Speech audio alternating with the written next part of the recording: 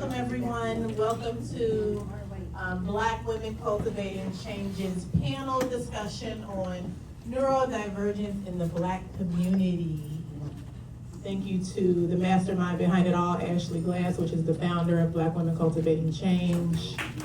So this panel today comes from different backgrounds, and they're gonna talk about all the things and the lifestyles and parenting and dealing with it. And it's just gonna be a really meaty, good conversation. Grand Rising, everyone. Okay, so neurodivergent.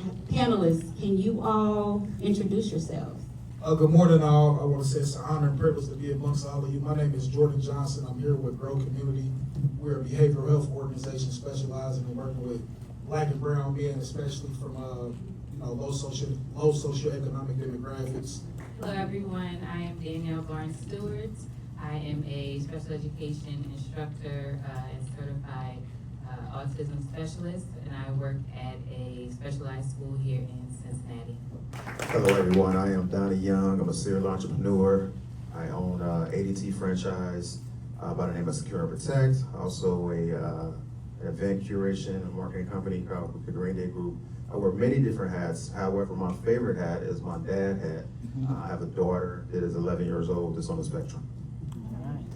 Good morning, everybody. I am Dr. Danielle Green. I'm a licensed clinical psychologist and a researcher here in the Cincinnati area, specializing in children and youth with ADHD and attentional difficulties and behavioral difficulties, and with an extreme emphasis on Black and brown youth. Hello everyone, I'm Sean Bostic, Family Engagement Coordinator with Hamilton County DD Services, Developmental Disability Services.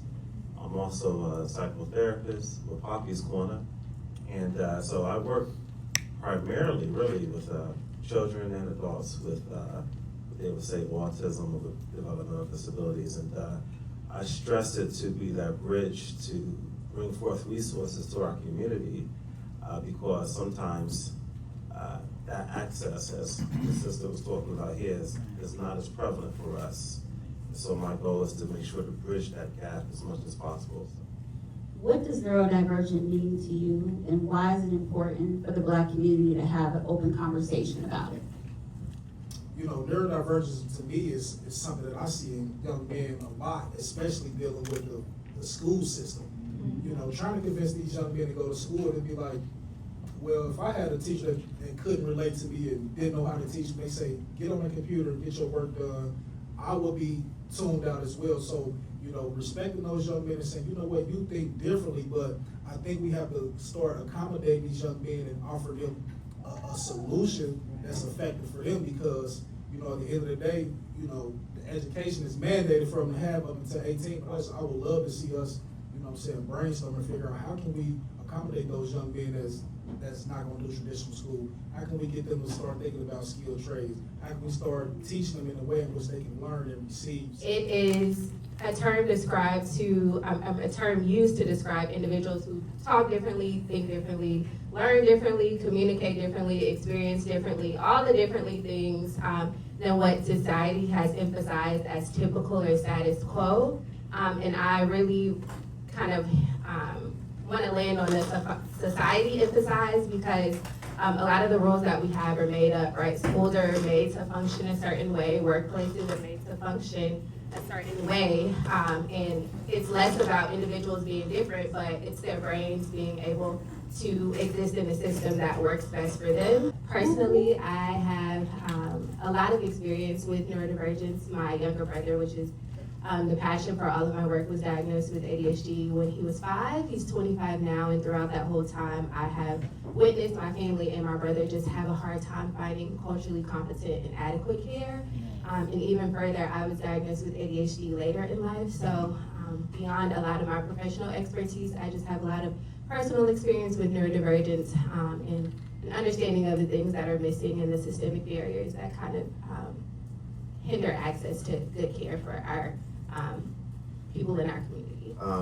For me, I would say it's somebody that thinks differently. And differently doesn't necessarily mean wrong, it doesn't mean broken, but just differently. So, I mean, my daughter, for example, she's very loving, very compassionate, very creative, very smart, smarter than me when it comes to some things. I don't know if that's really saying much, but you know, just a wonderful little girl. And I feel like these conversations need to be had because I think there's a lot of people that are misunderstood and you know, they suffer in silence. So The key word here is different, and it's okay to be different.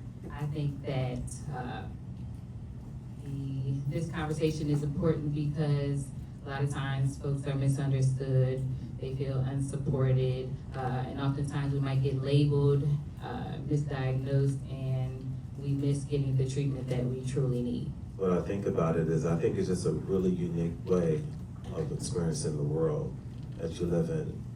And no one can particularly tell you how to experience that.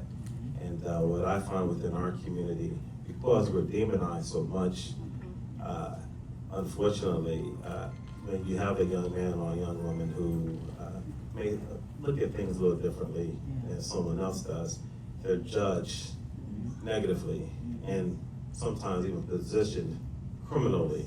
And so we have to be really mindful of not adopting, let me see, make sure everybody, all right, everybody here black, so this is wonderful. We got to make sure Preach. not to judge ourselves with their lens, okay? Don't judge yourself, don't judge your children or your loved ones with their lens. You have to look at it with God's lens, the lens that God has given you. Amen. And that's a perfect lens. So our children and anybody that's dealing with some form of neurodivergence, remember, they were created that way. There's nothing wrong with being that way. Well, one of the things that I've read, the research, when you look at some of the signs and symptoms of ADHD, and you look at some of the signs and symptoms of trauma, they mirror each other. Yeah. So what I've come to terms is a lot of our children are being misdiagnosed with ADHD. It's really a trauma response. Those are trauma responses that our kids are responding to, and we're calling them bad. I think one of the biggest misconceptions, or maybe things that come up a lot with a lot of the families I work with, is this thing even real? Like, it's coming up so much now. Everyone can't possibly be neurodivergent. This thing just came out of nowhere. And the thing is, neurodivergence has been around for a long time. We just now, again, have the language to be able to describe some of these experiences. And then, in addition to that, and the awareness, what we're seeing now is that people are just looking for a community to be able to, you know, get support from other people who are experiencing either the same or similar things. So it's not that it's being diagnosed or it's coming up a lot more. Actually, in our community, it's still not. We're still light years behind in terms of diagnosis, but we are seeing people being more aware and using, you know, better language to describe some of the little quirks and things that they experience. and in our community, for some reason, we feel like that people aren't, black people aren't neurodivergent, which is really not the truth, but it's just a matter of people taking the time out to get diagnosed.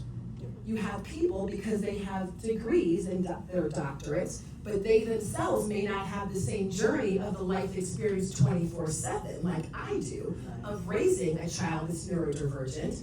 They are only textbook smart. They're not real life smart. And thank God, God bless me with both. So I can help them with the knowledge of the experience that I'm having as a walking research experiment on raising neurodivergent children.